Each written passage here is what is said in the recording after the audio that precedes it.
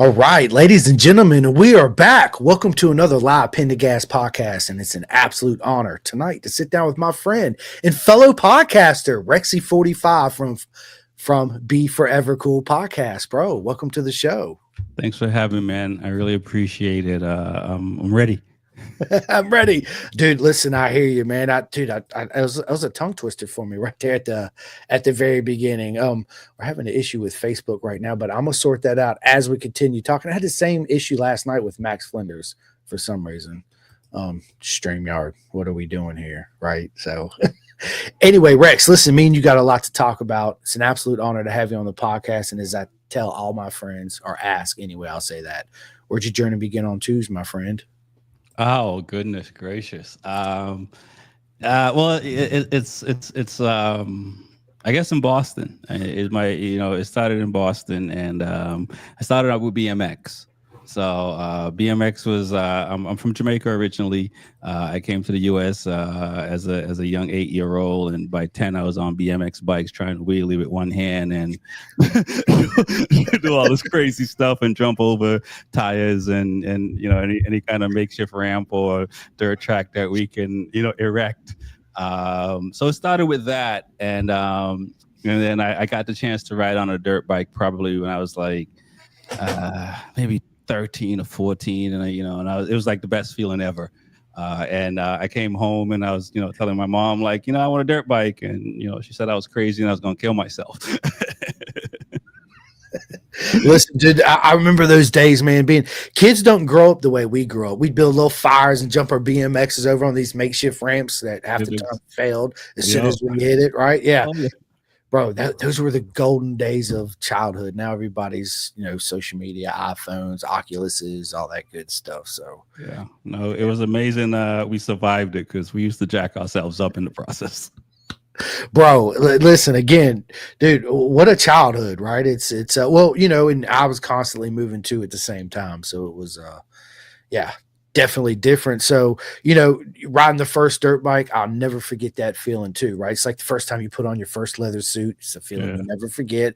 First time you drag your knee, you'll never forget it. The first time you drag your elbow and then your shoulder and your hip follows right beside it and you see your bike going well, you'll never forget that, right? We've been there. You've been there. We all been there, right? So it's always those first. We'll never forget. I remember the big wheel. Remember the big wheel? Did you have one of those growing up? I did not have a big wheel, but I rode someone else's big wheel and green machine.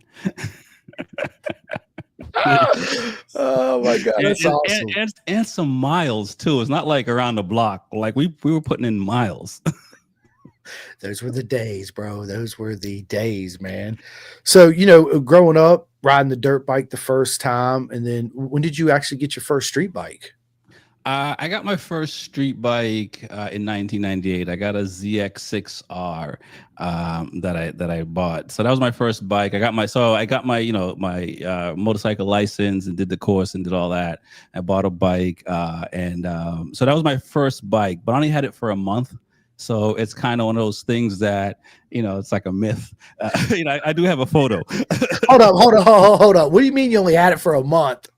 Well, I got it, and at the time I was transitioning through jobs, and I went to go back to school, so I had to sell the bike to go back to school for IT, and so which was a good choice because it supported me, and now I have 6 bikes, so I think I made up for it. But yeah, so it was like for a month, and it was just kind of like you when you're young and you do your numbers and stuff like that, it was just kind of like, yeah, I probably shouldn't keep this thing right now. So. And the downside of that is that, so that was 98, right? And so I bought my second bike in 2012. So we're talking a good, 14 years later. Obviously, kids and life happen and stuff like that. So I really would say 2012 is when I got my Street Fighter, is my first bike, because I've been riding ever since then, really. But there was a small time in life where I was on a 6R for a little bit. I love it. That brief month. What made you choose the Ducati for your first street bike? Because I like the cafe racer. So I was a huge fan of the cafe racer when I started looking at bikes and stuff like that. I don't know. I'm a fan of European cars, so which makes me a fan of European bikes. So and I saw the Cafe Racer. I just, that's just a clean bike. And I had an opportunity to buy one and I didn't. And I still kicked myself for it because it was like $8,900 and I didn't buy it. And now they're like 20 grand. So, and so that didn't work out. And so Bobby Shakes, who's on the show, we were cycling. So I went from BMX to like road bikes and stuff like that. And so we were cycling and we were one day just talking like, you know what, we gotta get some bikes. And so that's kind of how it really started. And then like the next year, I bought a Street Fighter and he bought a Harley Davidson. So it's like we were like two separate directions. Oh man, that's awesome. I my first street bike was a 96 ZX6R. Okay. Yeah. Yeah, my buddy bought a 98 when it first come out. Yeah, I remember again back in the days where we didn't have those arrows and all the electronics and all that trickery stuff on it. So yeah, and I was pretty green, you know what I mean? But I was older, so I think that's the thing that really helped. So when I got the Street Fighter and I had friends that rode and also raced, that really saved me because I went riding with them and not even halfway through the ride, the first hour they were like, "Don't do that, don't do that, don't do that. You need to come to the track." So I got a track bike like that winter, and I'll say this, I did over 11,000 miles on my Street Fighter in under a year. That's how much I wanted to like get riding down and get comfortable riding and stuff like that. So that was my first bike, and the following year I started racing, did the Penguin School at Loudon, and I had an SV 250. Not 250, SV 650 that I bought for my buddy, and been doing it ever since. The rest is history, right? I love it, man. It's we all have those friends that introduce us into track days, and I remember my first track day again. It's this first, we'll never forget. Showing up on your track days, talking shit to your buddies, dude. I'm gonna smoke you. I don't care if I'm dead last from everybody else, but I got you, right? Like, bro, those were the days, man, where. Yeah, it was different for me. I ain't gonna lie. Like I was nervous. I was nervous. My first, like after the classroom and going out, like if Loudon, going up turn 3, 4, I was like, what am I doing? Like, what am I doing out here? There's no mirrors. Like, what am I doing? So, but by the end of the session, by the end of the day, I was hooked. But for sure, I wasn't like the talk trash kind because I didn't have the skill set. I didn't feel like I had the skill set, I should say. Yeah. We're lucky we survived the squid days on the streets, right? Yeah. Thinking we're that Ricky Road Racer badass until we show up to the track and get humbled very, very quick. I remember my first race weekend after we got the orange shirts and we did our first race. We come back that following weekend at Firebird International Raceway in Phoenix, and man, there was this guy on an F2, and I was like, man, I don't care. I'm gonna get him this time because last time I mean, it was just right there. I couldn't do anything, right? And the same thing over and over again. I could never figure out a way to get past this guy, but he pushed me to my crash, my first elbow slide, all that good stuff, right? Isn't it funny that you got nemesis and they don't even know? Don't even know it, man. And then when you come off the track, you go to him like, man, that was great, blah blah blah blah blah. But in your mind, you're like, oh, I'm gonna get you next time, right? Yeah. Oh yeah. No, I think you're absolutely right as far as like other people push you, because that was it. It was such a foreign space for me because like motorcycle racing wasn't exposed to kids in a city like that. And so it wasn't like when my buddy said it to me, and I'm in my 40s at this point, I was just like, oh, you can go do that. It was so foreign, and so getting there and being able to do that and race and then meet other people, like so a lot of the guys in the garages next to where we pitted and stuff like that, they were like gladiators to me, and women as well, not just guys. So but though they were the benchmark, they were the fast people, they were like, oh yeah, I want them times. Oh yeah, absolutely. You know, you show up to the track. I remember the fast guy back then was Mark Ledesma. Man, he had a ZX7 on. He was just a ripper out there. He used to come around turn four and drag his, hold his hand out and drag it around the corner. But I thought that was the coolest shit ever. I did too. I ain't gonna lie, right? Like Yeah. I was like, wow, I want to be able to do that one day, right? And then I felt like he was a god when I would approach him and talk to him and ask him what I thought were silly questions, but there's no really stupid question in our beautiful circus, right? Right. Um, but he was just so cool, and that's what actually drew me in even more too. Just that crowd of people and that certain type of energy, and the friends you meet and the family you meet within that beautiful circus. It's absolutely amazing. And you might show up and be like, dude, I'm in between Gary and Rex, dude. I need a 44 tooth rear sprocket. You're like, dude, I got one, Simcoe. Here you go. And we go out there and we battle it out. And Right. I end up coming ahead. And I'm like, bro, that was a great time. Bro. I appreciate, you don't get that in UFC fighting or basketball or any of that, right? It's such a unique sport of its own to what I racing is. Yeah, I agree. Like I said, I got into it later in life, and it's like the best community ever. You know what I mean? We'll share parts. We'll stay up with each other to help somebody rebuild a bike or whatever, or run to the store and get something, or take you to the medical center, or whatever the case may be, and miss your races because somebody would do that for you. Yeah.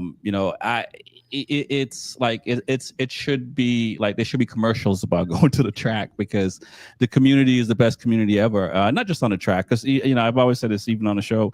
It's like if I'm stopped on my bike on the street just to make a phone call, I'll have more people checking on me to make sure I'm good than if I stop in my car broken down or whatever the case may be. Like the motorcycle community is like one of the best communities in the world for sure. 110%. It's almost like, man, I just want to raise my kid in this beautiful circus, Yeah, because for it's sure. just that such positive energy all the time. Well, there is some, look, things happen, but here and there, but it's There's always still, adversity, it is right? right. Yeah. But the way that the paddock handles it and everybody just comes together at the end, it's just a beautiful thing. Just example this weekend, Bobby Fong and Heron. Yeah. Right, they hug at the end, and same thing with SDK, right in here, and it was that's sportsmanship. That's a beautiful thing. But on the flip side of that, I love the rivalry. That's what people want to see is that rivalry too at the same time. So Yeah, I agree. I agree. You know, you do want to see the best compete against each other. And I think that rivalries are really good. I mean, even if it's just club racing, Motor America or GP World Superbike or whatever, because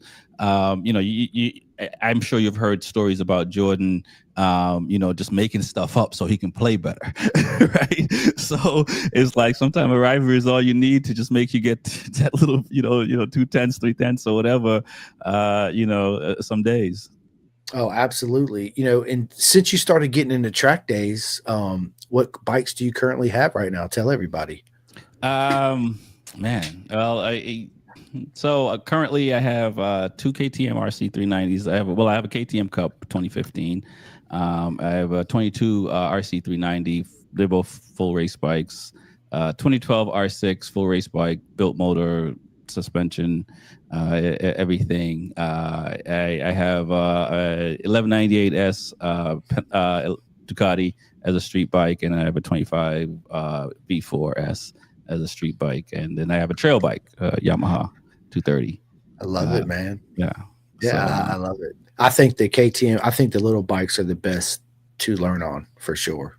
yeah, it's kind of backwards for me. It's kind of yeah. I definitely did like the whole biking thing backward, because like I did the penguin school, and then I raced for like from 2013 to 2019, and then 2019 I started doing track days. so so it's like, I went from my 650 SV to an R6, and to another R6, and then like I was like, all right, I got to fix my body position. I got hurt and stuff like that in 2018, and I kept racing even though my wrist wasn't good, so I jacked up my body position. And at that point, I went to some KTM's, and those bikes really helped me sort all that out. And you got to do all the right things to go fast and stuff like that. And so I've been racing them for like since 21 up until last year. I'll probably still race it next year. But I'm leaning more towards the R6 and maybe something else. Yeah, man, that's absolutely amazing. I got a buddy of mine, Cora Leonard. She races a KTM RC 390, and she is fast. Yeah. Absolutely fast. So we have a comment. My buddy Andrew Davis, what is up, my man? He says, I follow this guy on TikTok. Good content. Oh, that's what's up, man. Thanks, man. I appreciate it. Much love. There you go. Yeah, Andrew's a good buddy of mine. He does a lot of club races too. He races currently a ZX9R. Yeah. I was gonna say Yep. that. Yeah. Yep. No, I know his stuff for sure. I mean, he's giving people the business. Yeah, he is. Giving it the full beans, baby. Let's go. Yeah. He's absolutely, man, a proper mega human being and an honor to call friend for sure, Rex. That's what's up. He also says, also, what's up, Chris? Miss you, bud. Listen, you too, my friend. Absolutely nothing but love and support. So, yeah, man. Yeah, that's cool, ain't it, Rex? Yeah. Do you use StreamYard? I do use StreamYard, Okay. but I don't use the gestures and stuff. I got to get my game up. Boo! We got to get that game up. Let's go. Definitely. Classes in session, man. I'm learning. That's it. That's it. Oh man, you know it's funny because I only learned it by one day. I was out obviously having this podcast and this emoji started popping up, and I was like, "Whoa, what was that?" Yeah. And then I dig into it. Anyway, we'll talk about that later. Yeah, But yeah, yeah, it's sure. pretty cool. KTM RC 390. Now we're in 2025. What's the goals this year? Have you done any track days or? This year's been a tough year. I'm not gonna lie. This is the like we were talking before. This is the worst year since I started racing. Because I only did one race. I did an indoor race, which was my first indoor race, and I do love them, and I hope to do some more. We did get on a podium, so that's good. But like that was the only one. Unfortunately, things didn't go according to plan this year. And so I had to put racing and track days on hold. So I did one track day on my Panigale as well in Jersey, and I had fun. So so this year right now is really just kind of, not say rebooting, but kind of rebooting. Next year I hope to race Wera next year, the Southeast region. And then do a bunch of track days and get to some Motor America rounds and stuff like that. So as of right now, all these things look like it's a go. So fingers crossed, as they say. But it's kind of weird, man, because like you want to be at the track. Listen, I always want to be at the track. It's like you show up on a Thursday because normally I show up on a Thursday. I take Thursday and Monday off because Fridays I have off. So I use that as a travel day. I show up about 3:00. I get there. I'm like, yes, I'm home, right? So it's my home away from home. I get to see my peoples. Let's go. And then it's Sunday and I'm like, shit, I got to drive 6 hours home. It's 6:00, but it's so worth it. The whole time home, man, I'm just so full of energy for the next couple of days. Like I'm still buzzed over the weekend, right? And it's just, I can't wait to go back. It's like this off season. The only time I get to see my friends is doing this pretty much, right? Or having the phone conversation is just not the same. It's different when you get to see there and give them a big old hug and embrace and you feel that smile. And it's just nothing like that natural human connection for sure. I agree. So bro, obviously huge Ducati fan, right? Yeah. Been since I remember coming out the commissary and there was one out there and I was like, Dad, what is that? He's like, dude, that's Ducati. It's a Ferrari motorcycle. I hope you have a good job when you grow up. Ha ha ha. I've had many now, right? Nice. It's one of those bikes that earlier you said, man, I wish I would have bought that bike. To me, we all have those women that we let go that we wish we would have had that tango and that dance with, gave them that opportunity, right? Yeah, That's how I see motorcycles. I compare them to women. And it's just something about a duck, man. When you first see them, when you first own one, you sit on it and you just rub in the tank and that clack, clack, clack, clack, clack, clack, clack. And you're like, oh, I made it.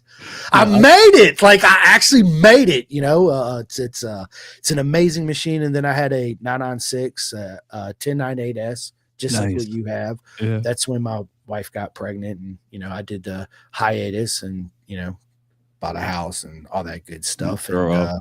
Grow up, put on the big boy pants, as they say. Now I don't like them. I don't either, man. Take them back. I want to be. Where's Toys R Us? Exactly. I don't want to grow up, right? Like, it's it's and being in the motorcycles and just having that, I still feel like a kid. Yeah. and it's something that, Rex, when you start this journey, whatever age it is, you don't realize how it's going to transform into your life. I'm a firm believer that motorcycles pick us, and there's people that pick motorcycles. Right. Okay, when motorcycles pick us, we're so deeply in love and just wrapped into it, and that's all we think about, talk about, watch, blah blah blah blah blah. Right? My Right. wife's sick of it. Right? That's right. I mean, I'm sure everybody's wife's sick of it. But we don't realize at the time how it's going to change our lives and the people in the journey we're going to have along the way. And it's such a unique journey that Yeah. I wish everybody at least had a chance to be a part of for 5 years or more. Yeah, You I know, agree. To talk about you mentioned the Ducati and stuff like that. As you probably see as well, I think if you don't ride one, you don't get it. And yeah, they can break. Yeah, they can whatever. Yeah, they're hot and all that stuff. But you know, that's the closest. That's like they're an extension of me. You know what I mean? And like I can ride a R6 fast, I can ride a KTM fast. I had a Tuono, but this is something that like we're one, and I've been fortunate enough to have about 5 of them, and regardless if it's the Multistrada, Hyperstrada, Street Fighter, 1198 V4.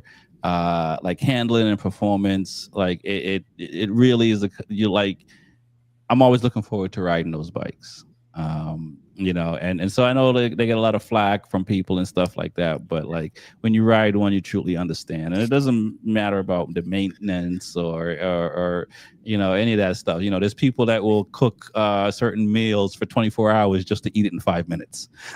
So you know, facts, and it's the way that, again, it just makes you feel. It's just this, you jump on any other bike, but you sit on the duck, and it's the sound, it's the vibration, it's just yeah, everything about it, the smell. It's definitely a unique adventure for sure. And you get those looks and all that. I haven't had the opportunity to ride a V4, right? So I got to know what's that like, man. Now they went from the single to the double sided swing arm on their super bikes. Um, Uh, I'll say this. Like I love it. I'm not gonna lie. Like I haven't had a chance to ride any of the previous gen Panigales. So I'm going from 1198S to a Hyperstrada to a Multistrada 2016. So some tech in the Multistrada to a 25 V4. But from what I've read and heard other people talk about the previous gen, those bikes were pretty badass, right? And the 25, from my understanding, is just a complete package from a technology standpoint. The swing arm gives the really fast people the ability to go faster than what the single side would do and stuff like that. And I'm like I grew up speed. Like I don't care, foot race, bicycle race, any kind of race, I'm part of it. So if I have to lose a little bit of looks to go quicker, sign me up. all day long, right? And dude, the 1098S to me was just like the 996 was the best bike. I think it was just that iconic. Yeah, She was so beautiful, and yeah, she was heavy, and she really didn't make a whole lot of power for today's day and age. But right. it was something special, and unique. You get on the 1098S, and it's just this raw, pure, like freaking animal, right? But so smooth, just riding around town, just like a little kitty cat, just purring away. But she has that very temperamental side, and it's Right. that rawness to it. Yeah. Is it the same with the new one? Yeah, it is not. I'll say this. It's my 1198S, probably similar to your 1098, is like a muscle car. My V4, when you have a young kid and you're just trying to move them along, and you're making it easier for them by helping them. You do feel the tech. You know what I mean? You do feel a tech, and it doesn't scare you because from my understanding, you're not getting full power. I think in the first 3 gears anyway. So you do feel a lot of the tech, and yeah, that's kind of good and bad for sure, because it's there. I think mentally when you adjust to it, you will adapt. But I say all that to say, do I love it? Yes, I do love it.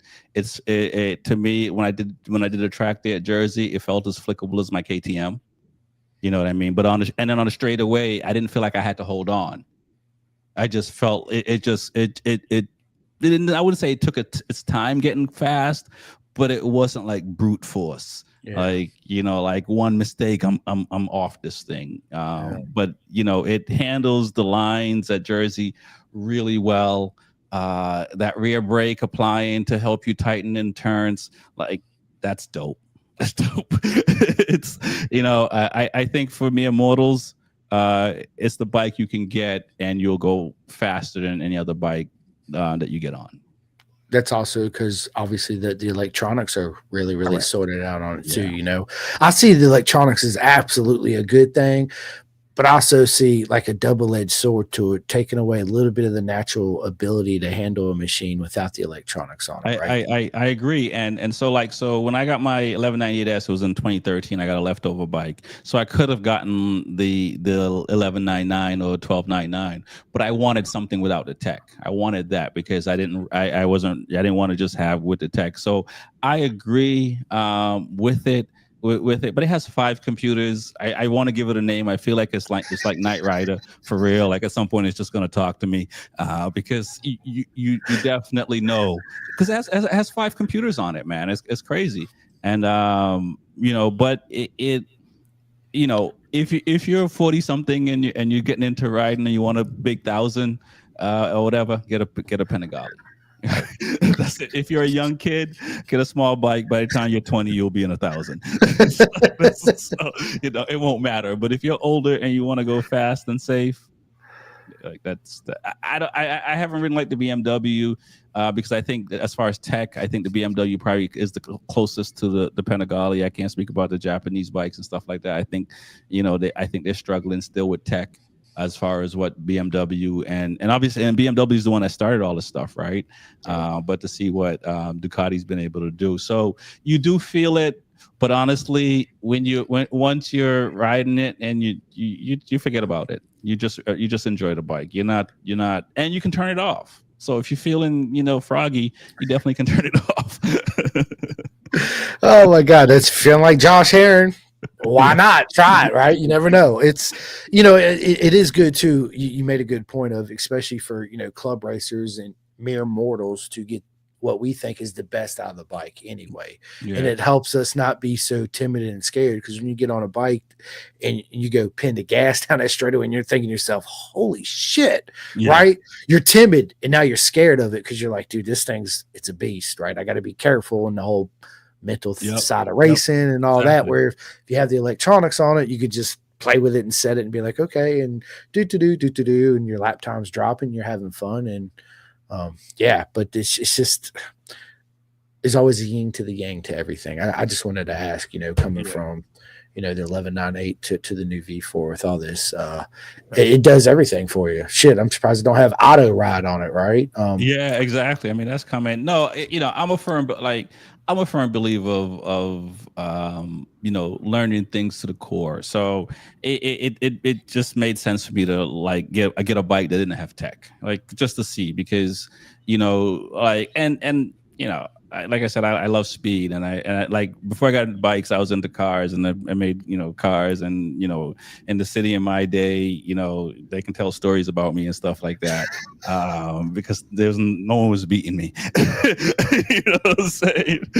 so, I already felt comfortable with clutch and gas, and stuff like that, so that was a no-brainer for me to and I'm always going to keep my 1198 as long as I'm riding. I'm going to have that bike and stuff, so I think it's good to have both, but it's not, again, go back to being mortals. I think if you're a pro rider and you want to get a Panigale and not have the tech on, go for it. But I think us, I don't know, I can't speak for anybody else, but like I love going fast, but I don't like to scare myself, if that makes sense.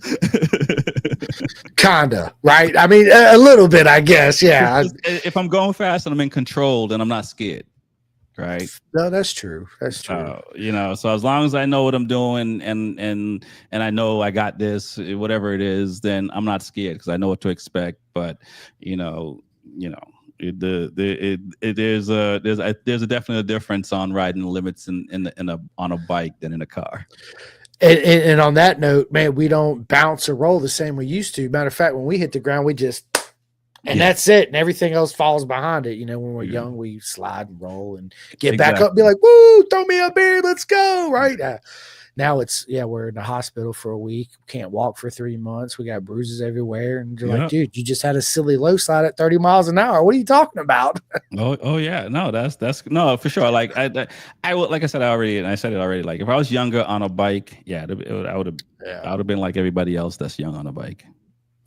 Relentless. Yeah. Relentless. Andrew Davis says, bro, that's my region. Can't wait to meet you and have you join our circus. That's what's up, man. Looking forward to it. Sure. Dude, yeah. I'm looking forward to, man. So when you do it, man, you know you're going to Atlanta or VIR, dude, hit me up. I'll meet you out there and we'll I'll do some videos of you. We'll do a live chat there at the track. Yeah, I'm sitting down live at Rexy Fortyfive at Road Atlanta. Let's go. Yeah. No doubt, for sure. Yeah, it'd be a lot of fun. I miss it. I honestly do. I miss the community. And it's it's such a weird thing because I've talked to other people about like riders that step away and stuff like that for one reason or the other, and it's just like, man, I'm trying to be at the track until I can't move. Even in a wheelchair, roll me up, baby. Let's go. I'm with you, man. Tony Schultz, what is up, my man? He said speed freak with the checkered flag. Yeah. Love the RC51. That's my bike. I got a 51. That's a nice bike, man. I actually want to take it out and do a track day on it soon. All right, that's what's up. I'll take the 1198 out. You take that out, and yeah, we'll have a good time for sure. 100%. So, dude, the RC51 for me is just one of those nostalgic, limited edition motorcycles that made history back in the day, unlike some other bikes that people remember by. It was a bike solely made by HRC and Honda solely to beat Ducati at the V-Twin game, and they didn't make them but 5 years, really. Last year was 06, stamped to 06. In that short period of time, it won a shit ton of championships races too, and it's just Nicky Hayden was on it. Edwards, our man, was out there in World Superbike killing it. So won Suzuka 8 Hours. Edwards and Rossi won on it, the Suzuka 8 Hours. And it's just that, even the engine cases are stamped HRC. What other Honda off the showroom floor has engine cases stamped HRC? Well, okay. So now you had the 1098 and this. How does it compare to the twins? There's no comparison. Absolutely not. The RC51, it's a 03. It's your R6 is faster. You got to think, because back then that was in the time period where they raced the 750 inline fours. Mm-hmm. So it's about 130 horsepower, 440 pounds wet, whatever it is. They call it the pig, right? But the thing about the 51 is you don't feel like you're going fast, but you're still going fast. The twin. It's a twin is deceptive in its speed, meaning that on an inline four, when you're in it, man, it's so loud, and the louder it gets, it's that feeling like, oh shit, I'm going faster and faster. The twin, it's just that, right? But you look down, and you're like, damn, I'm doing 105 miles an hour. It could be because of the tone of it. The 51's super smooth. There's no hiccups. It's got constant torque. It only red lines like 10.2 or 10.5 or something. It's nice. The 1098 is just a freaking silverback gorilla pissed off running through the jungle. You're holding on for dear life sometimes because you don't realize it. You're coming out of the corner and you're on it in third, and the front's just coming up, and you're dragging. I'm a big rear brake guy. I love the rear brake, right? It helps you in so many ways. And it's just the looks, man. The RC51 is one of those standalone kind of machines, like the 916. Or the ugly duckling. People say the 999, which one day I will own a 999. I would own one too, for sure. 100%. Yeah. It's just like 996 versus 1098. They're the same but different. So, which one would I prefer? I don't know. It'd be a hard one for me, The one did you have both, you said? Yeah, I had a 1098S. Yeah, 2008 1098S. Did you have the 99? I had a 996. My first one was a 748. Okay. Yep, and then a 996. Matter of fact, I was riding by. I had a 748. I rode by. My buddy bought this place. It was called Cycle Shack. It was this little motorcycle, not a dealership, but used bikes service. And there's a 996 sitting in a window. So I immediately called him. It was closed. I was like, bro, you didn't tell me you had a 996. He's like, yeah, I just got it in. We're going to do a full service on. I said, I'm coming down Wow. Monday when you're open and I'm going to check it out. And I ended up swapping on my 748, $500 in a handgun for the 996. I was like, let's go. Right. It had 16,000 miles on it. Yeah. Yeah. Monopostal, single seater. Nice. Beautiful. Yeah. I used to hug it and kiss it every night. Yeah. I mean, Ducati's made a lot of nice bikes, man. It's amazing how they keep the evolution going. The heritage, for sure, my man, for sure.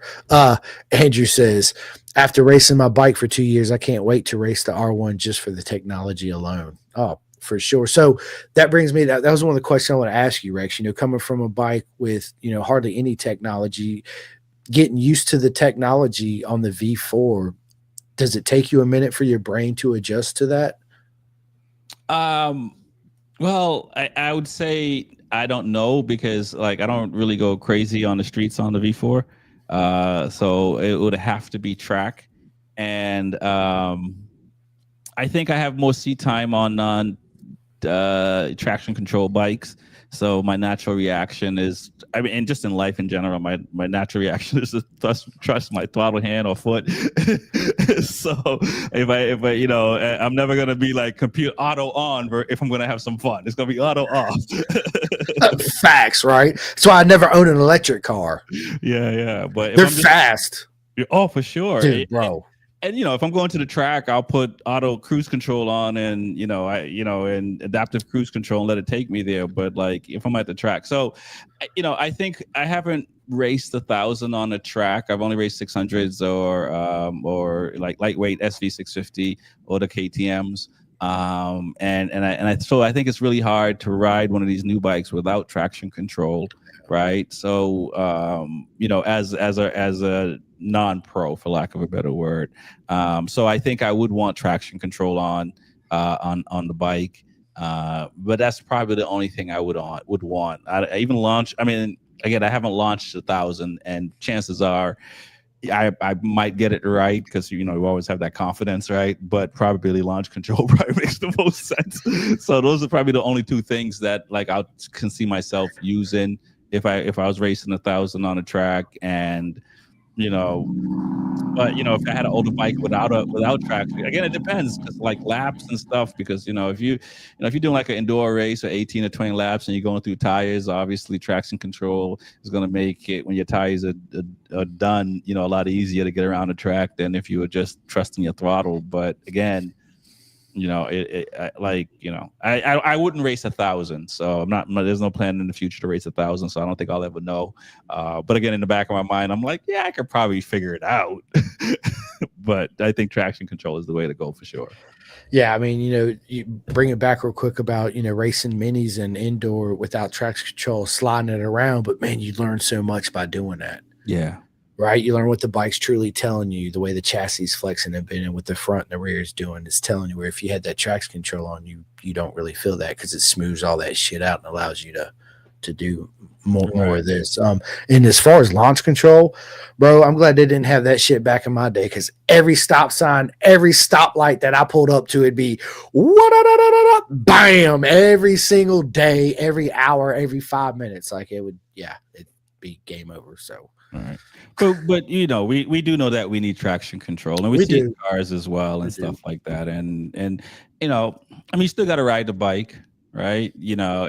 So it's not, even though like I would go faster on my V4, obviously a pro rider is going to go even faster. Yeah. So I like the tech, just based on power, you can't. There's no way around it to be consistent enough. Yeah, 100%. So, well, let me ask you this, man. Podcaster to podcaster, man. How did you get into the podcast game? Oh, man, I gotta go back. Yeah. So I was in a band for a while. So I recorded some music, album, EP. Did a tour. So I was in the band from I guess like 9 years. And so I did I also did poetry, like, poetry slams and stuff like that. So getting in front of the mic, that was my thing for, like, from 99 until I moved down here, really. And so I did that. And once the band broke up and stuff like that, I had a friend that had a radio station in Boston, and he was like nagging me for like a couple of years because he was like, "You want to come on, do a show? It'll be cool. You do some poetry and stuff like that." I'm like, "I want to be on the stage. Like, I don't want to do it." And it was like one of the times I seen it was like, "This is the last time I'm asking, man. You want to do it?" And I was like, "All right, I'll do it." And so in Boston, a local radio station, we started a show back in 2013 called Smoking Rhymes, which we did the cannabis and talked about cannabis, talked about poetry, and we played music, more undiscovered music. So a lot of new artists coming out and stuff like that. We'd play them, get them on a show, interview them, kind of thing, and posts as well and stuff like that. So I did that. I did that until I moved down to Florida, where I'm at now, in 2013. But in and around, I guess, 2016, I was watching more MotoGP races and stuff like that, and I was really into the track. So on that show, Smoking Rhymes, in the second hour, at the top of the second hour, we were doing this segment called Motorcycle Corner, where I would kind of just spend 5 minutes talking about motorcycle stuff, and out of that, spawned Be Forever Cool in 2022. And so it was more, and so yeah, so it wasn't like planned or anything like that. And so that's how it came about. And it's grown so much that it's kind of wild. You know what I mean? So, but I've kind of been in this world for a while. And stuff like that, and sometimes you got to do something that you don't want to do.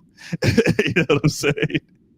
So that's how I got here, man. And being able to do it and talk about in the motorcycle community and stuff like that, and talk to new riders and just talk about getting to the track, because a lot of things that we talk about, especially in the beginning, it was stuff I didn't know about. Like, I didn't know I had to safety wire bikes, and you need chairs when you show up to the track.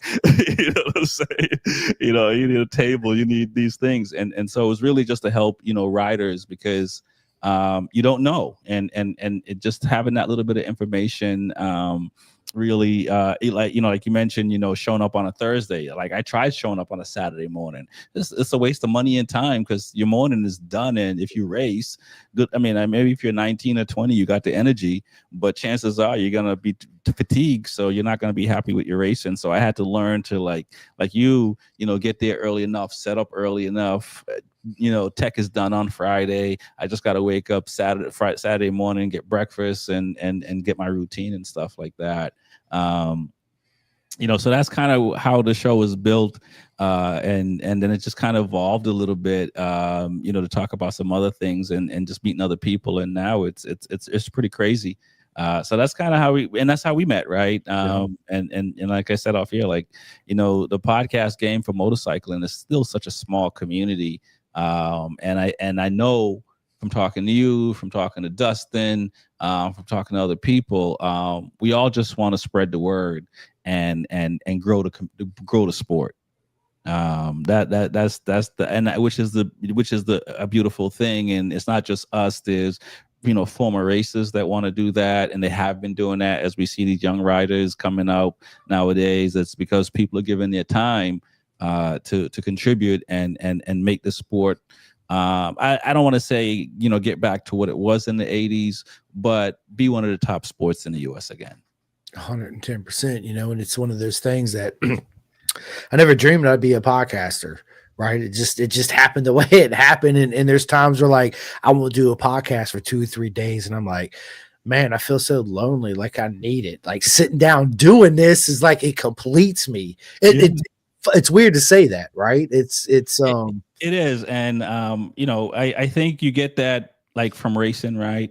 You get that from doing a good show, whether poetry or whatever, or doing a good podcast. Like, if I do a good show and I feel good about, like, it was good, it was tight, we were in the pocket, like, we were hitting everything. Like, I enjoy that even the next day. Yeah. You know what I mean? And so Shaq, one of the reasons Shaquille O'Neal DJs is like, EDM. He's like, this is the closest thing to win the championship, having that energy between, you and other people, right, and stuff like that. And when you make that connection, you feel it.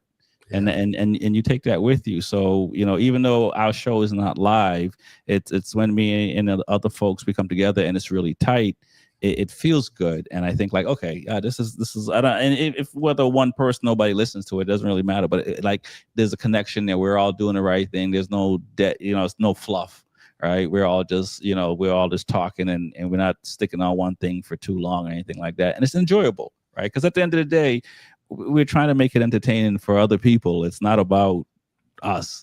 110%. Me and you talked about this before we went live, is us podcasters sharing the same love of the same sport, coming together and getting the word out together, and sharing the shows together, I think also uplifts the community, and it Yeah, for brings sure. more awareness, because you're like, oh, dude, even the motorcycle podcasters in our small circus love each other and support each other, and get together and be on each other's shows, and wrap it up. Yeah, I have a different opinions and views than you do on some things you do, but we're human. But that's also what people like to see, is what your Right. views and opinions are, what mine are, and what his is, and what hers is, right? It's I always call it the puzzle. Yeah. Everybody is a little puzzle piece that's important, like you are, like I am, like the corner marshal workers. Big shout out to all the corner marshal workers, by the way. Sure. We love and appreciate you, because without you, listen, we wouldn't be showing up to the track having fun and smiling or any of that. So it's nothing Right. to And them. even the negative stuff, right? Because I post stuff on I'm more active on social media than I would like to be. And you get those comments about, because like people don't get to know you. They just see you post something and they just make assumptions. But I take the time out to explain it, or explain, because like I even down here, like I'm starting to go to like meetups to just connect with more people, and I'm posting about that. And there's people like, the track is the best, and I'm like, yes, the track is the best. But how are these folks gonna know that they can come to the track if no one is going out and saying, hey, y'all, what y'all doing is cool, but come to the track and check this out. You I know what I think mean? 100%. I think another big missed opportunity is our local dealerships.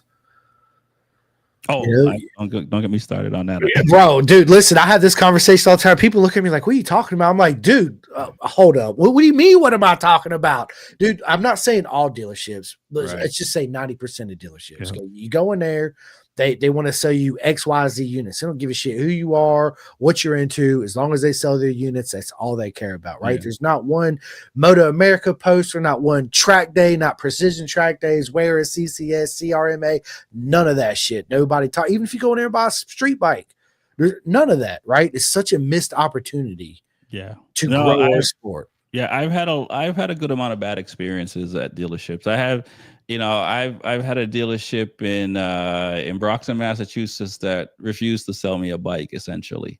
From talking to people at the track and stuff like that, he wasn't fond of black people. I went to New Hampshire to buy my first Ducati, and I could have bought it in Massachusetts. There's people that sell you, bad parts and sell you bad bikes. It's that, and I get it, right? Like at first I didn't understand it, but I get it, especially up north, because it's so seasonal, and so you got to make your money in the summertime. When as an individual, when your back is against the wall, sometimes you don't make the best decisions. So I'm not making an excuse, but I get it. But the community has to become better, and you're absolutely right. It starts with the dealership. There has to be more dealerships that just have to, like I put dealerships on timeout. There's a dealership down here in Florida here that's on timeout. It was like a year timeout, bro. You jacked up two of my bikes. I'm like, I'm not done with you, but I ain't buying this bike from you. I'll see you next year. You know what I'm saying? And I didn't go on my platform and knock them or do anything like that. But it's just kind of like, you know what? Yeah, you're the sales guy. You didn't have anything to do with this, but I'm not going to spend my money and buy this bike from anybody. I didn't buy it from them. I bought it from someone else. And it's like, because you did this to these two bikes I have,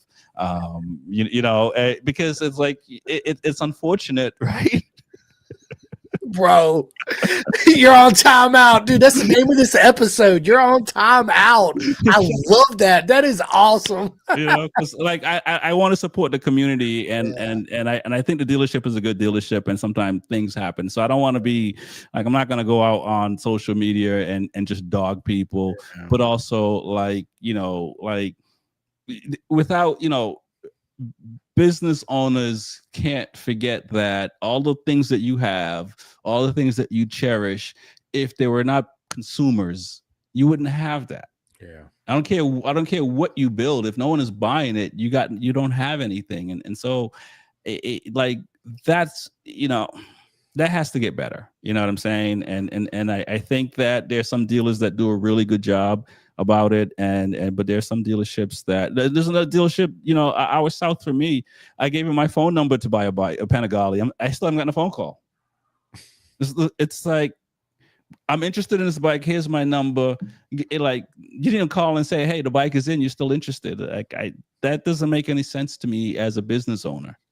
You know what I mean? And so, and there's not just me. There's a lot of people that go through that part where people just don't want to sell you bikes, and that's unfortunate because you're killing the community. Because I don't care what you believe. I don't care what you want to do with your life. If you have an IT problem and you're looking for a service, I could care less what I walk into.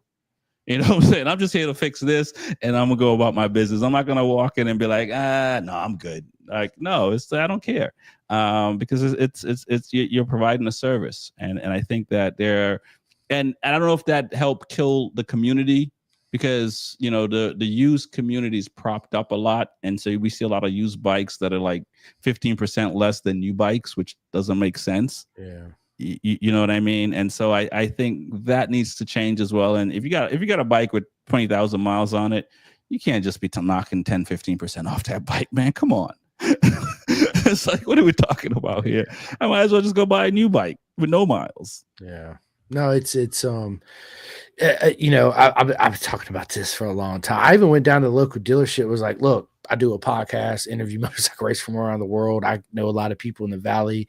Let me it would be okay with you. I can set up a table, maybe, interview customers that come in and out. Hey, you guys ever heard of Moto America? You guys ride street bikes? You interested to do any track days? Right. Just to put it out there. And they don't even seem it. They're like, nope. Yeah, we're good. And I'm like, what do you mean? I'm trying to provide free advertising. And I even told them, I'll give you free advertisement. Yeah. No, I've done the same thing. I've gone to people and say, "Hey, I'm doing this thing, man. Let's partner up and do it." And it's like crickets, and it's, I don't know. I mean, it's like, again, I don't know. I mean, because I know some people see us talking and doing things, and yeah, 9 out of 10 businesses fail or whatever the case may be, but you can't get jaded. Yeah. You got to look at everyone with fresh eyes, even if it's a quote unquote waste of time. Yeah. Because when you get jaded, then somebody's going to walk in and you're going to miss opportunities. You know what I'm saying? And so that's the unfortunate side about, that's I don't want to say savage, but like when you you need to make money to pay your bills and you're uncomfortable, you're not the same person as when you got a surplus and you know what I mean. And so I get it, and especially like I said up north where it's seasonal, and it's tricky. But I think if you're a nicer person, you'll probably sell more bikes. Yeah, 100%. Let me ask you this: in your opinion, what advice would you give to the younger generation getting into track days, or even the older generation that's looking at getting into track days? Do it. That'll be the first thing. But outside of that, just learn. It's important to look for podcasts like this or things on social media that's telling you what to expect from track days, so you have an understanding. Read the rule book of whatever club you're going to go to if they have one, because it's most important. It's going to save you a lot of time and effort. And these are things I didn't do and didn't know. Now I read the rule book, but I didn't then, because it costs you money, and time. And I had a friend, Jim, he was yelling at me because I think I was at CMP or Homestead, and I'm living in Boston at the time. He's like, bro, it's like there's $100 part is why you can't ride, and you know what I'm saying, and you done all the, he's like, you done drove down here, took time off, pay for, and then when he's saying all that and adding it up, it's just like, yeah, he's right. But like in the moment, you're just like, it's raining out, I'm not racing. You're not thinking about all the money you spent and the time it took and all this stuff. And that really kind of like, put me in a position to be like, all right, I gotta do all the right things. So, there are a lot of things I didn't know. So if you can connect with somebody that is at the track and talk to someone, that's most helpful. But if you haven't got to the track, do as much research as you can about it, about what the school expect from you as a rider and stuff like that. All the safety parts, because safety is the biggest part. I think that, I think if you're, if you want to save money, buy a cheaper bike and a more expensive suit. Get you a full custom suit. Yeah, full custom, whatever, with an airbag in it. You know what I mean? Good material that's not gonna deteriorate on impact and stuff like that. That would be the biggest thing, and don't be too hard on yourself. And leave your ego outside. Yeah, for sure. Ego, everything. Leave everything outside, but just come to have fun. It'll be, those will be the things to say. But and maybe even go visit a track day before you go to one. Just go visit one, and just hang out and see what's going on, and talk to people, because I didn't even do that, and I think that would even be helpful if you're curious, because I'm standoffish when it comes to the track just by nature. If you come up to me and talk to me, I'll talk to you. But I feel weird just walking up to somebody's paddock or area and just start talking. I do it sometimes, but nine times I think it, and one time I do it. So it's like, because and I know that people are always inviting and welcome to share information, and that's just the internal thing with me. Then the way the track is, because like I say, everyone will help you at the track and get you sorted out. Not me. I'm a social butterfly, my man. I mean, I'm just boo, boo, boo, boo, boo. Let's go. Dude, listen, I'll tell you what, me and you need to get together. We need to go to BSB one year. We need to go to Cadwell, introduce you to all my friends. Dude, we'll have a proper mega time. It's Cadwell. It's got to be Cadwell. Let's get it on the schedule next year. And we'll get it in. And if we can do it next year, I'm there. 100%. And one thing I do, not to step back, but just real quick, is man, people don't understand what work podcasting is, dude. There's a lot of work to do this. Yeah, I mean, listen, this it is a lot of work. I mean, I think some people see us do it and try it, and then they disappear. I don't know about you, but I get more no's than yeses. I get more no's, like all, and I'm fortunate because of the band, because like I was getting no's to book shows in the band, and then I was persistent, I guess is the word, as I've been told. And I would just go to venues and show up and get a drink and talk to the bartender, and by the end of the night I know who to talk to and stuff like that. And so you have to be persistent with this podcast thing. It's not, I'm fortunate because it's not my first thing. And so I've really had, I don't know, well over 25 years kind of in this space of, going to venues and talking to strangers and stuff like that. And so I like, if I was just off I wouldn't be talking to anybody right now. But you just have, it's a job. You know what I mean? It's a job at the end of the day. If you don't come up with material, there's no show. If you don't reach out to people, there's no show. If you don't watch the races, there's no show. You know what I mean? If you're not motivated, there's no show. So it's one of those things that it may look easy. We sit here and we talk. I'm not flipping any papers. You're not flipping any papers and stuff like that. But not everybody can just sit there and do it and just talk, right? Yeah. And make sense of it all. So no, it's it years ago, I never thought it would be a space I would be looking to continue in. And like I said, my first love is the stage. And this is it's interesting. It's interesting because I really like it. I think back in 2013, after the band broke up and stuff like that. And I mean, like we were, people say they're in bands and stuff like that, but we played 155 shows. I booked 80 shows in 1 year. And so it was no, like, I'm not knocking any other people, but like, we were on our way. And so, like, I was in a funk for a little bit, and like being able to do the Smoking Rhyme show reluctantly, kicking and screaming and all that, it really, I started DJing first, I guess, right, and going into record store and buying records.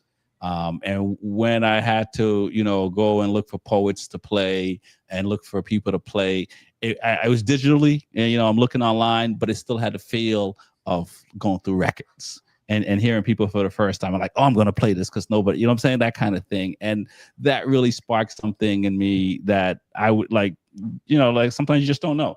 And so it really, it really helped me a lot, I got to say, and made me like really appreciate what I was doing. And then just being able to help artists and, the fact that we were playing their stuff on the show and these artists were, getting up to the next step because they were on our show, because they were being played in Boston and stuff like that. We've helped to change other people's lives, not to make them rich, but give them a stepping stone to get to the next level, and so forth. And so it's not easy. It's not easy, reaching out to people, hearing the no's and hearing all that. But, this is something I think I'd probably do for a very long time. And especially in the motorcycle community, because it's I can talk motorcycles all day, and it's like people might talk football all day and everything like that, but I could talk motorcycles all day and I don't get sick of it. And people like what we're doing, man. People really like what we're doing and what we're bringing in the community and stuff like that. And even this past weekend in Jersey, one of the guys on the show, a lot of people came up to him, and he's known in the motorcycle community, Luis Ortega. He works for Dainese, so he doesn't need any more accolades or fame, but but there are people coming up to him that's just known him from the show. And so that what I'm saying, so it's pretty good. It's a proper mega, as I always say. It's always, I'm a very humble guy, and when people come up to you and they're like, dude, I love your podcast and this and that, it's like it's worth it. Yeah. It's absolutely worth it, and it's very unique. And you're right, starting into it, reaching out, hearing the no's. But I've been, man, knock on wood, I've been very fortunate. Since I've been doing this, I haven't had too many. Yeah, I know you told me that. I know. It's just like, bro, I full disclosure, right? We booked this like back in June, and you just didn't have time for me.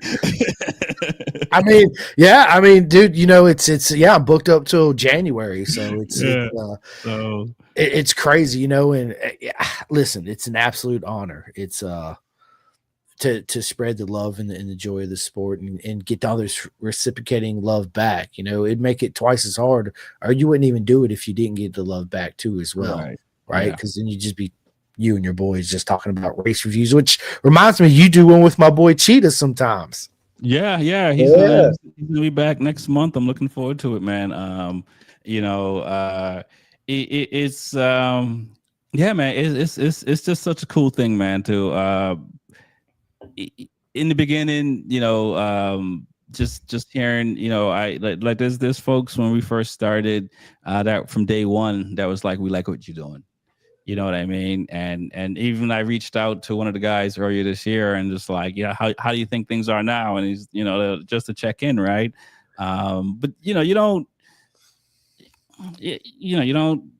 can't really see it then. And so where it is now is pretty cool. And, and being able to have folks on like Cheetah, have folks on like Smitty, some of these guys who I just met online and stuff like that, but they were about bikes and, and come on and have this relationship and be able to talk sports and hear their point of views and stuff like that. No, man, it's pretty cool. And like I said, it's it resonates with so many people, and that's the best part Yeah, because if people are not enjoying what you're doing, it's like you can always do what you love, but like when you're doing this, it's like you're doing it to entertain other people, yeah. and providing such information that's helpful, and if you can make them laugh a little bit, that's cool too, right? 100%. And what'd you come up with the name Be Forever Cool? Oh man, it's funny because so I have so again go back to the band days. I started making my own apparel, HY, for the place I'm from in Jamaica, and the tagline was stay HY and be forever cool. Right. So that was the tagline back in like 2009 and 10. So like it was there. And so when I was thinking of names for the show, it was just like be forever cool, race a motorcycle. And and the spelling was different for this thing, and just changed up the spelling just to keep it cool. And but yeah, it's but that's in life, right? Whatever it is, be forever cool, Be right? Forever Cool. And that's full circle journey for you too, as well, with Yeah, the name. Yeah. It's yeah, for beautiful, sure. man. Yeah. Absolutely. And I know we're a little bit over an hour on this, so I'm not going to keep you too much longer because me and you are definitely going to sit back down and continue this conversation. Pit race, man. We heard the pit race been sold and they might be closing down for 2026. What's your views and opinions on that? Oh, okay. Well, I this is my first time hearing it. I did see a writer coach from Coach Edgar post something about it, but I wasn't quite sure if it was just his last time or when I saw it earlier today. That's unfortunate. Yeah. I've only been to Pitt once, and now that they're closing, I got to get there next year at some point, just to do a track day. It's one of my favorite tracks. It compared to I always get Barbara and Road Atlanta. How many turns are in Road Atlanta? 17? Because I think Road Atlanta and Pitt got about 17, 18 Yeah. turns. Yeah. Yeah, Something right. like that. Yeah. Yeah. And so those are like my two favorite tracks, but and I went to Pitt first. And I only raced there once on my RC, but I loved it. You know what I'm saying? I love that track, and so that's unfortunate because it's a really nice track, and yeah, that's unfortunate, man. Yeah. That's a tough one right there because not to say you wouldn't mind seeing some other tracks close, but Pitt is a nice track. So that yeah, that's unfortunate. I hope it doesn't happen. I hope somebody comes in and save it, or somehow, because it is a really nice. If you have not been to pit racing, go, because like eight, I think it's 18, 17 turns, blind turns, elevation change. Like, man, like that's a track that you want to learn, and try to master. I don't know how long it takes, but like that's a fun track. It has everything you want in the track. Yeah. You know what I mean? So I hope that, yeah, I hope it doesn't get sold. If it's sold, I hope it stays a track because and not to say, I mean, yeah, it's a good track for Pittsburgh, close to Pittsburgh, and Pittsburgh is a cool town to go check out and hang out, grab food or sightsee or whatever the case may be. It's nice, and like Roebling is nice because you can go to Savannah and go check out Savannah and stuff like that. So these tracks that are close to some really cool towns, as far as when you think about history and stuff like that, and and not to say I would have gone to Savannah before, but chances are I probably wouldn't have gone. But being there at Roebling was so close, it's like, oh, I go have lunch and go check it out, that kind of thing. Like New Orleans, even the track NOLA, having tracks so close to some cool places is really nice. So and for me, like I said, I wouldn't have gone to Pittsburgh, and maybe for work or something like that, but I went there because I wanted to check out that track and heard so many good things about it.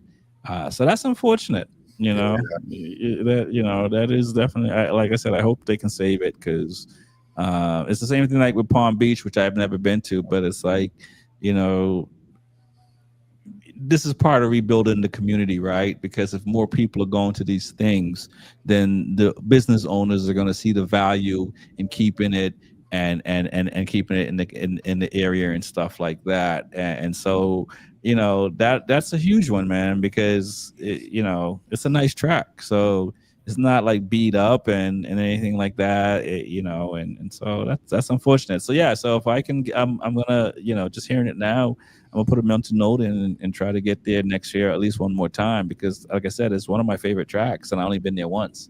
Yeah. Yeah. I've never been there. I heard the same thing. It's a beautiful track. So I need to, at least if I'm not going to do a track, to at least go out there and support my friends that's going to be out there and laugh and all that good stuff for Oh man, sure. I'll bring one of the RCs, man. We don't. Yeah, We just get on it and get in it. you just go out there, 42 Love it. horsepower, and we'll pin We'll it. pin it, dude. Let's go. Listen, dude, this has been a lot of fun. I have one more question. Actually, I got a lot more, but I'm gonna save them for our I next got a little time. bit of time, so Okay. All right. All right. All right. All a right. little bit. So, uh, I'm good. how was? Tell me your experience. I'm good friends with Tommy Sepanaro Chaparros. How was doing his classic? Um, so it was great. I mean, I think at the end of the day, it was cold. It was in February, and North Florida and parts of Atlanta, and I think parts of Georgia and Alabama had the 20-degree weather and stuff like that earlier this year. And I was a fill-in rider because one of the riders had animals and they didn't want to leave them because of the cold. So I got the call to go, and I've been to Jennings like one time before, but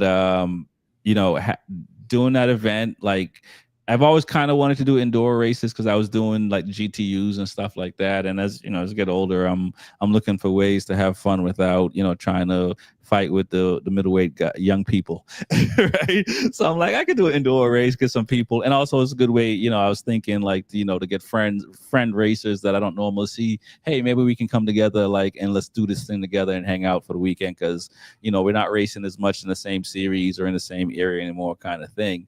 But going there and doing it, like there's 2 3 hour races and 1 5 hour races. It's a different animal, indoor racing. And the fact that this guy put it together and he has people coming and stuff like that's pretty cool. You know what I mean? Because it's like us. You have a family, I have a family. We're taking time out of that to do something for other people, essentially, right? And so someone to put a race together for other people to come, because you can rent out a track and be on a track by yourself and not do it, but then to try to get other people to come in and be part of something, it's a lot of work. And a lot of kudos to people that do that stuff, because if they weren't people like Eric Woods, if they weren't people like Saporano or anyone else that does the Wearer guys or whoever that decide to put this thing together and build this community, what would we'll all be like, street riders, street racers kind of thing. And I didn't realize that until like maybe like 5 years ago, 6 years ago. Like, man, it's like that's a big deal. We can't lose sight of that. So for him to do it, and I think this was the second year, and it was my first year there, and to see the turnout is really good. I hope to go back next year with my own team. That's kind of the plan. I don't know if it's gonna be like RS 660 or a Ninja 400. My KTM's is not gonna make 3 hours, I don't think. So I can't use those bikes.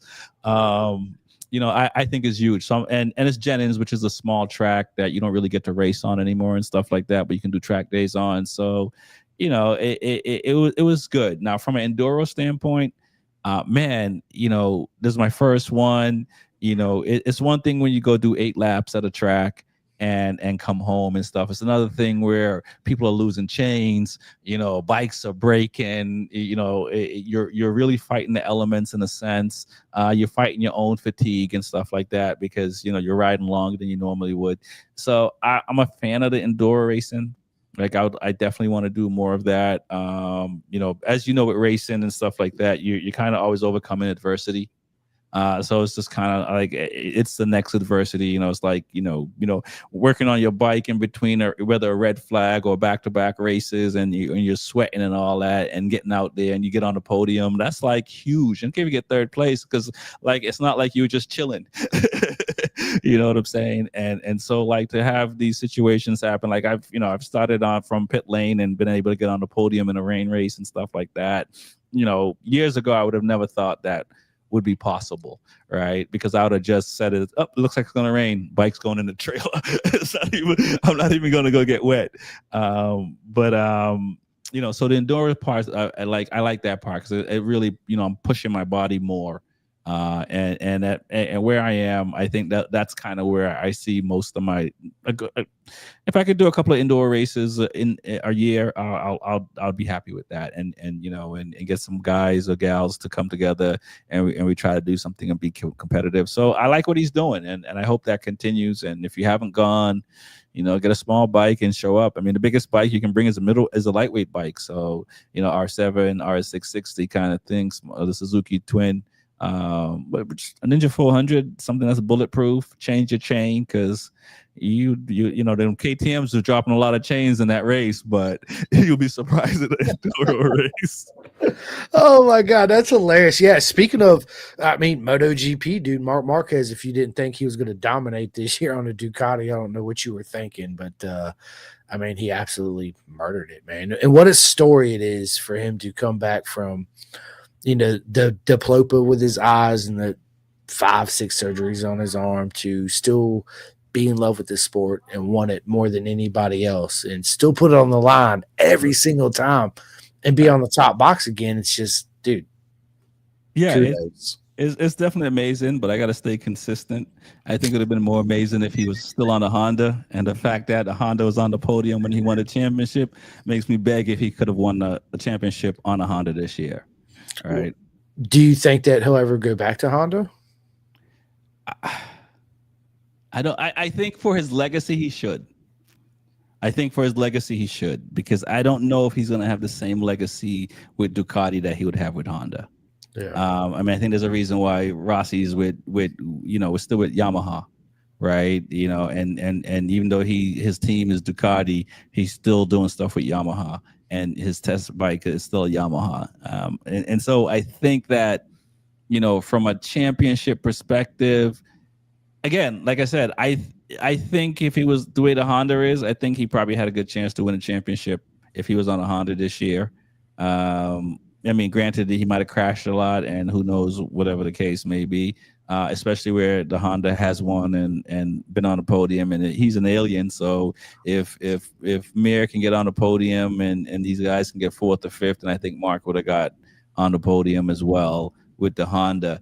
And so with that said, the comeback is for real, because to struggle for that many years. I mean, look at Jonathan Ray. Jonathan Ray's retiring because he's had a bad few years, and he's used to having that many championships. And he's been on the podcast saying, finishing 10th and 9th is not it doesn't do it for him. I'd rather not. So, there's not a lot, because not a lot of people that's won that many championships, but saying between him, Rossi, and Jonathan Ray, and then we could talk about basketball players or Tom Brady or whoever. It's a lot to sit here and say, all right, I'm going to go through all that, what he went through, Marquez, and give up all the money he gave up, because again, like, he gave up a lot of money, and he might have won on a Honda and kept his money, right?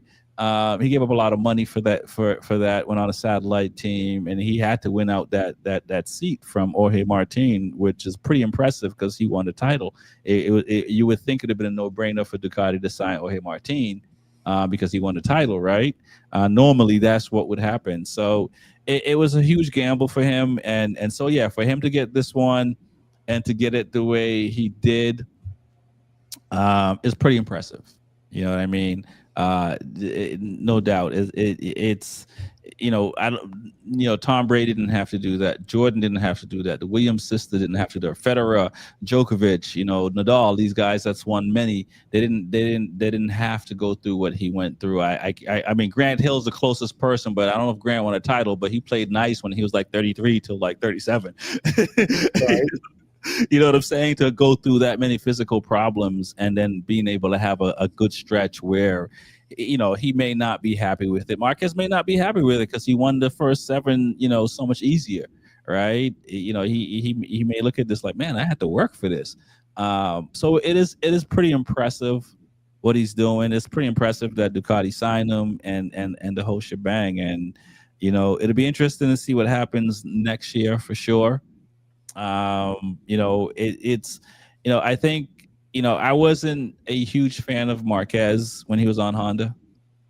And I going through and I think I'm not the only one probably with this, like going through seeing him go through what he went through and the way he reacted and how much more, because he was an a-hole before, right? I mean, so how much more, I don't want to say human, but he had more empathy, right? And I saw that, and so and it's just like, oh, that's pretty, it's like, man, okay, he's not bad, all right, that's cool, right? Because it is, and but it's unfortunate that he had to go through that to have the change. And he even said it after winning, right? When he was younger, I think he just thought it was just like, this is just what I do, right? The young arrogant thing, and he'd had some time away from it and see the adversity that he had to go through, and he chose to go through to get on the other side.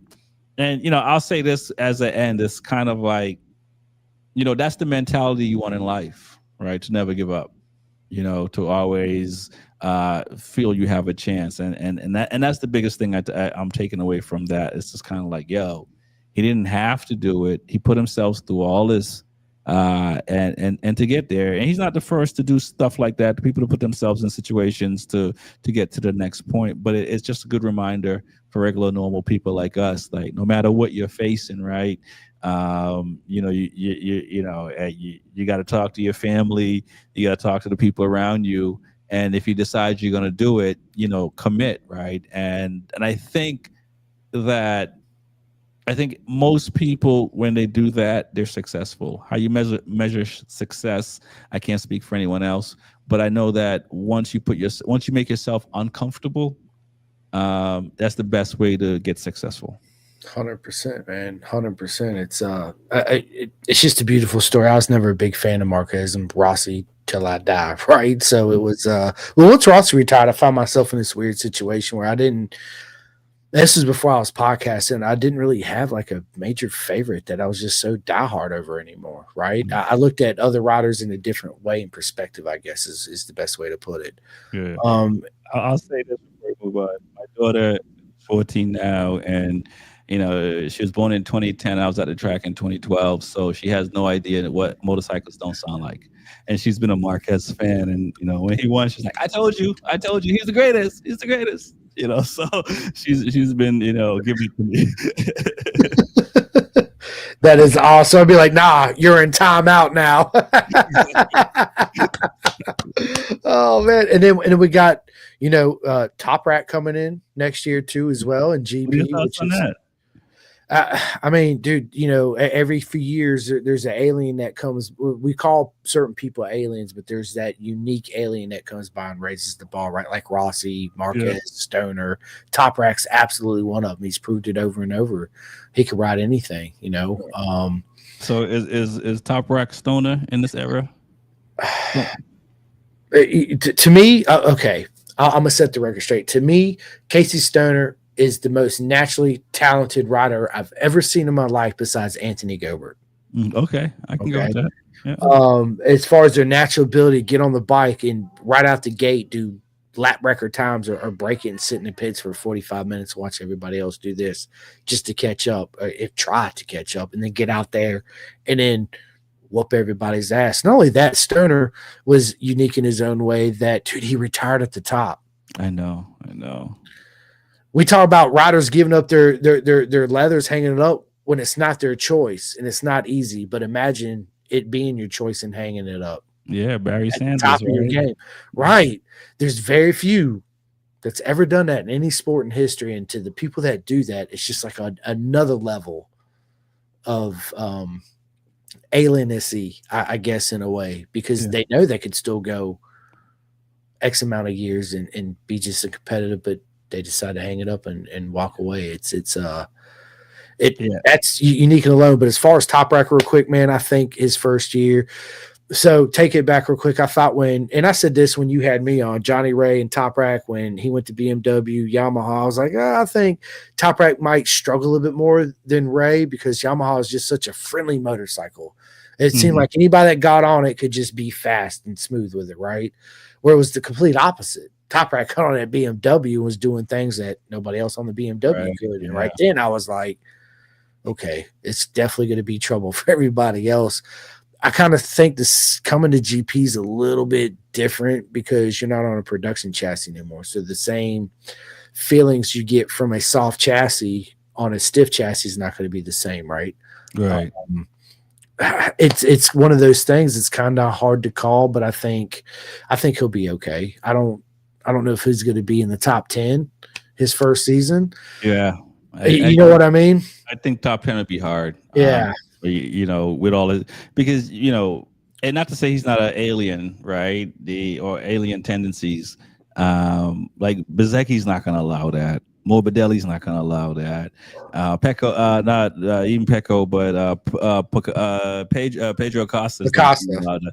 You know what I mean? Aldeguer, like these guys are not going to like. They're like, what? All right, well, listen, man. Now you're big time. So, but I think he may be the most successful rider in MotoGP to come from World Superbike.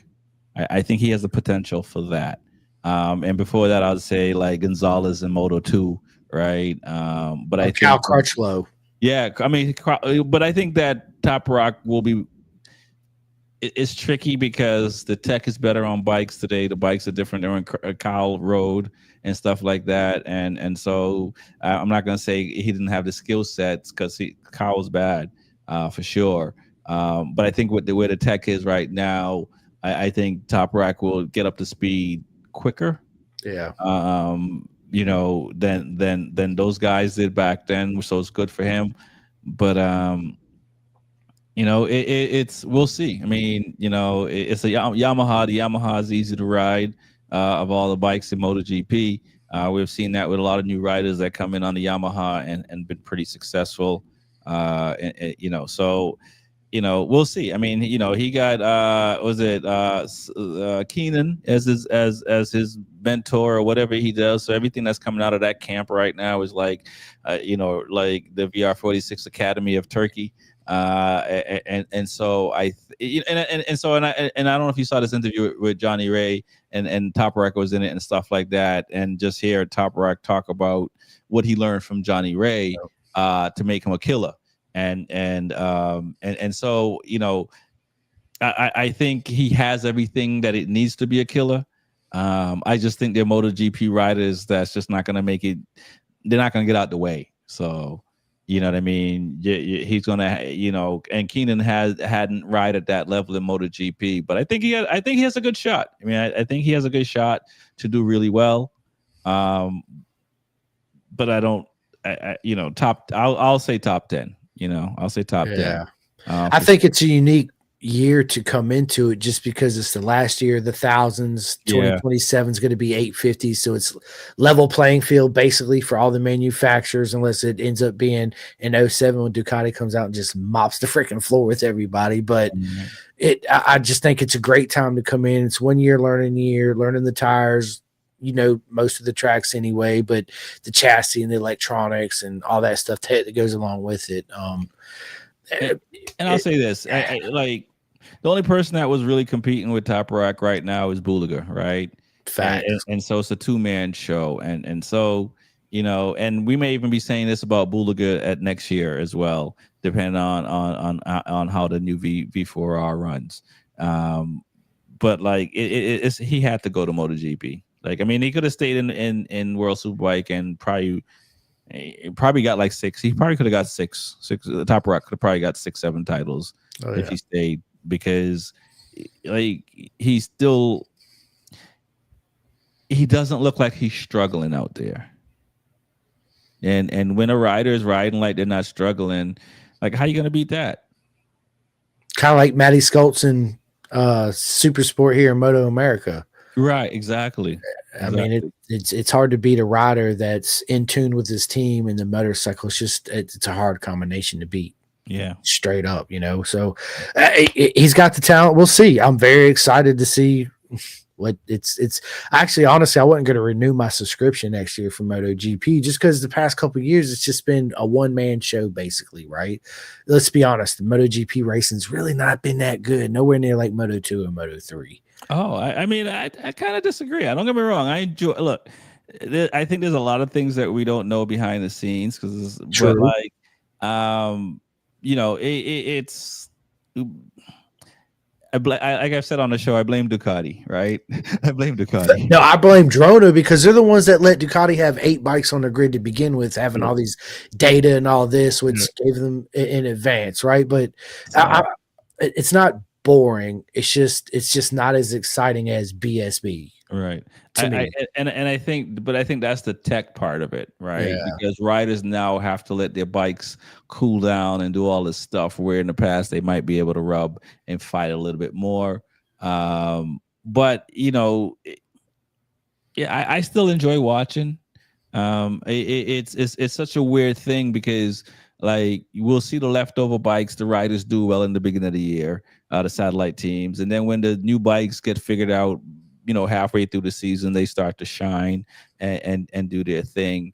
And I think this year was the first year that it was a runaway because last year going back and forth with Martin and Pecco was nice to see that. And the year before with Martin and Pecco again, I think, or Qatar in the beginning.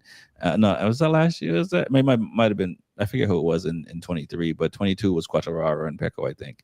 yep. When Pecco won it the first year. I mean, that was all fun to watch and all that stuff. I think this year, like the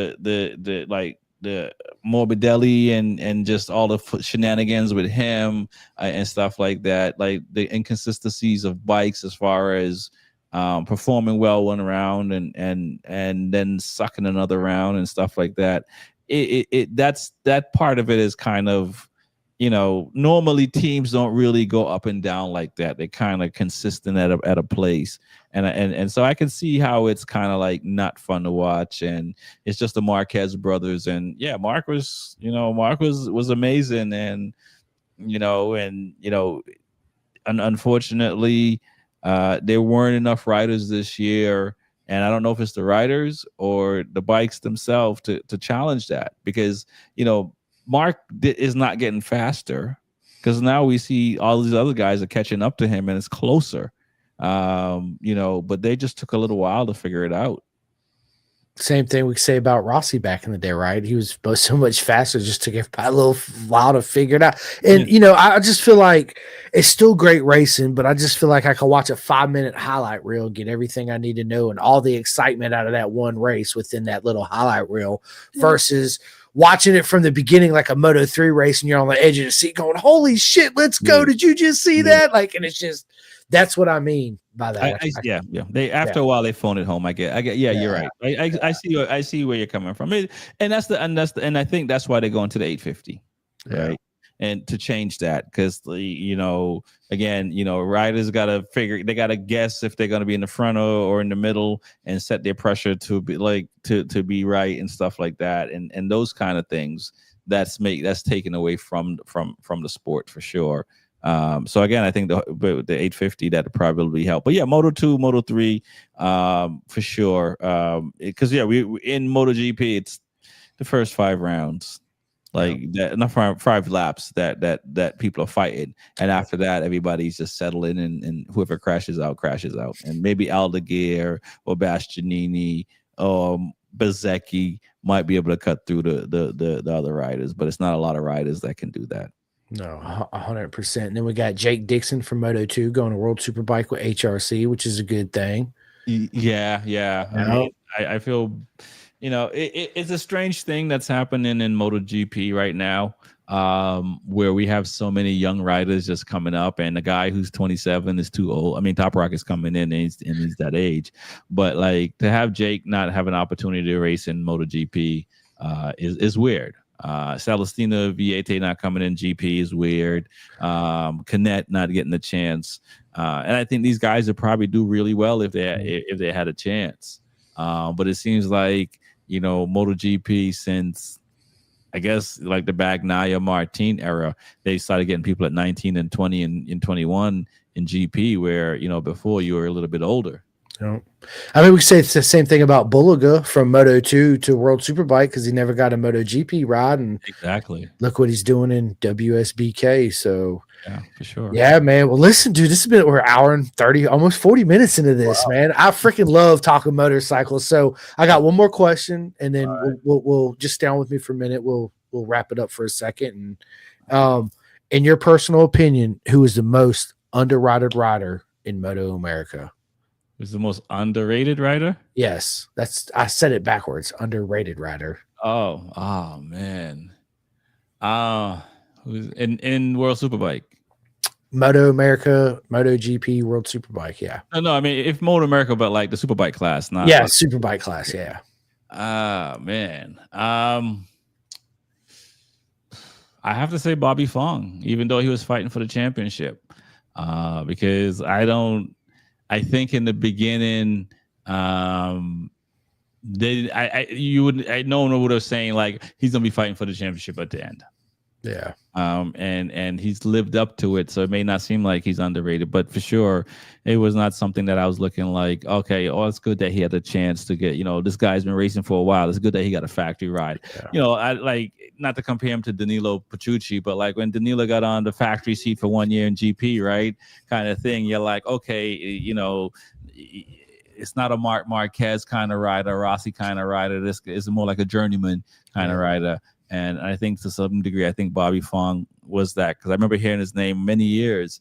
And now he's later in life and getting that factory seat. So I was like, okay, that's a good look. But then to be saying like, okay, I'm fighting for the championship. No, that. So I would say him for sure. Because again, you think of Heron, you think of Cam, you think of Richie, all these other guys' name and stuff like that. Their names are huge. In the sport, who am I thinking of in Florida there that he was on the Motor America team for a little bit before he came back over, and now he's on a Suzuki. He was on a BMW last year, I believe. SDK. Yeah. So these guys got bigger names than Bobby.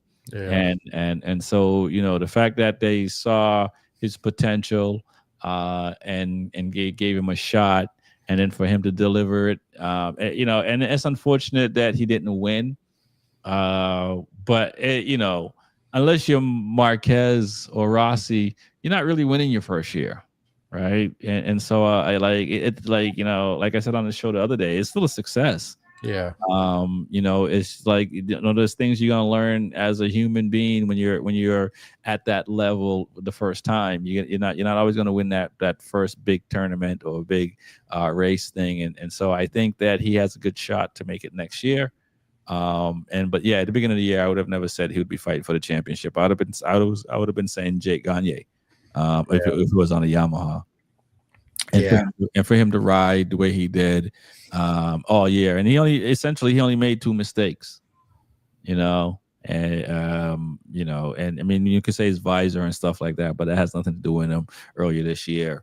But those only 2 mistakes was crashing out on Sunday, and it's unfortunate. But I think he's going to come back. He should come back stronger next year. And despite I don't know I don't know the team personally like that, and I can't imagine that I can't imagine they were thinking what Ducati was thinking when they signed Marquez. I don't think they were thinking like Bobby's going to bring us the championship. Yeah, you know what I'm saying. So for him to do that and to fight till the end, and he really had a great chance, to make it. But listen, man, it's until you walking somebody's shoe, man, it's not an easy thing. It's like we could sit here and do the Monday afternoon coach thing or whatever, but he rode the race he normally does, and I think it's huge. But I feel bad because I think that if he didn't crash, I think he had a really good shot at winning. Yeah, he did good last year on the wrench Yamaha too as well. He's up there when nobody thought he would be up there. Yeah, I mean, his talent's undeniable. His speed's obviously always been there. Sometimes it just takes that certain people behind you or making that switch to a certain team that Yeah. just kind of and maybe it's like halfway through the season he really stepped up his game and found the speed. To me, one of the most underrated riders in Moto America Superbike is Max Flinders for sure. Yeah. I He's can see that too for sure. He deserve a factory ride like a opportunity chance. Yes, like Bobby. I had him on the show as well, and I agree. And it's tough. I mean, when you got this talent is one thing, but you need the money, you need the parts. they need You the know, funding. Yeah, yeah, it's really hard to compete, without that. You know what I mean? And so, like, yeah, so I'll agree with that too. He's definitely, underrated guy as far as just not getting the opportunities and stuff like that. And and I'll say this, like it's pretty impressive what he's been able to do.